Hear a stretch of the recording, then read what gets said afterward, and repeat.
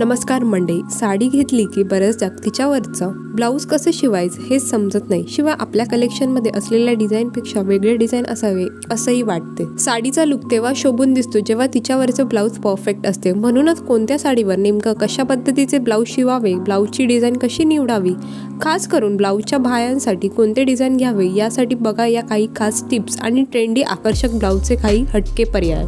या अशा पद्धतीच्या ब्लाऊजची सध्या चांगलीच क्रेज आहे. काठापदराच्या साड्यांवरही अशी स्टाईल छान दिसते. शिवाय ज्या साड्यांचे ब्लाऊज पीस प्लेन आहेत अशा कोणत्याही साडीवर तुम्ही असे ब्लाऊज शिवू शकता. साडीवर मिररवर किंवा मोती कुंदन लावून अशा पद्धतीने बाजूबंद डिझाईन करून घेण्याची ही फॅशन सध्या गाजते आहे. एखादी डिझायनर साडी असेल किंवा कॉटन साडी असेल तर तिच्यावर स्टायलिश लुक मिळवण्यासाठी अशा पद्धतीचे नेटच्या बाह्या असणारे ब्लाऊज उठून दिसेल. अशा पद्धतीचे जाळीदार बाह्या असणारे ब्लाऊजही खुलून दिसेल.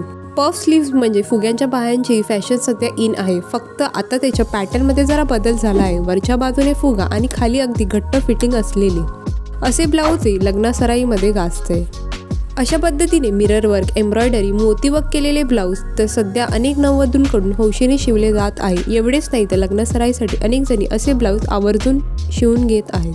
अशा फ्रिलच्या ब्लाऊजची सध्या फॅशन आहे. असे ब्लाऊज घातले तर अगदी साध्या साडीवरही पार्टीवेअर ट्रेंडी लुक मिळू शकतो. व्हिडिओमध्ये दाखवलेले ब्लाऊजच्या डिझाईन्स तुम्हाला आवडल्या असतील तर आजचा व्हिडिओ लाईक आणि चॅनलला सबस्क्राईब करायला विसरू नका. चला तर मग मंडळी, भेटूया नेक्स्ट व्हिडिओमध्ये. Till then bye.